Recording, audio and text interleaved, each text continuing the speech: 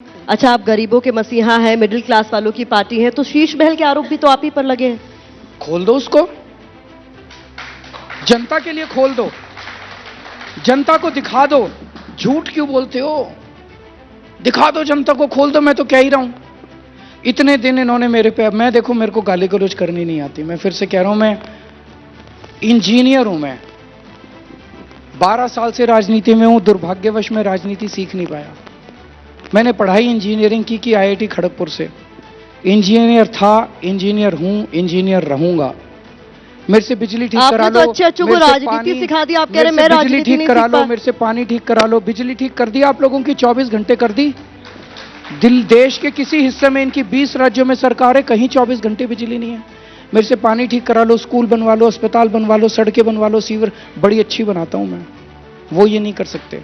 लेकिन मेरे को राजनीति करनी नहीं आती। आपने कहा शीश महल की बात, सीएम रेजिडेंस की बात, कई दिन इन्होंने उठाया। ये लोग मेरे को कहते रहे कि हमें मैंने कहा नहीं, हमें गाली गलौज नहीं करनी, हमें इस मुद्दे पे चुनाव नहीं लड़ना, हमें जनता के मुद्दे पे। पर ये माने ही नहीं। अब ऐसे लगने लगा ये चुनाव इसी मुद्दे पे। तब हमने एक दिन एक ही लाइन बोली, हमने कहा खोल दो, जनता को दिखा दो। भाग गए सारे बीजेपी वाले, अब शक्ल नहीं दिखा रहे अपने बीजेपी। पुलिस लगा दी, सौरभ भारद्वाज, संजय सिंह गए, बोले जनता को दिखा दो, सारे टीवी कैमरा अंदर घुसा दो। भाग गए बीजेपी वाले, पुलिस लगा दी, अंदर कोई नहीं जाएगा। ये क्या है? ऐसे राजनीति होगी?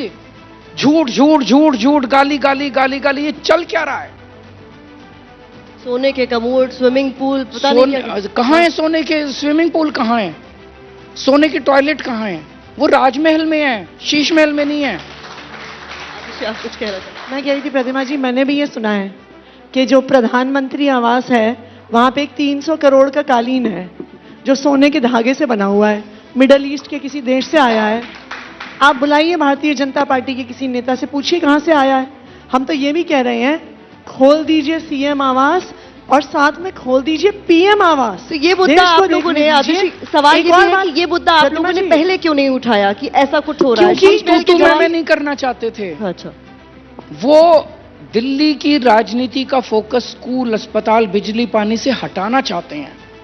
कहते हैं आ जाओ, गालियां देते हैं, आ जाओ गालियां देते हैं। हम कहते हैं आ जाओ स्कूल की बात करते हैं, तो उनको वो स्कूल की बात ही नहीं।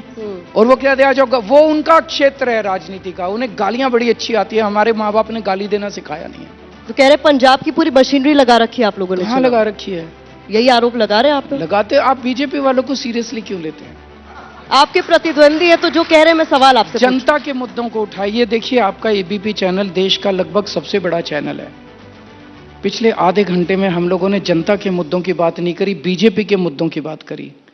बीजेपी के मुद्दों से देश का समाधान नहीं हो सकता, जनता के मुद्दों से देश का समाधान होगा।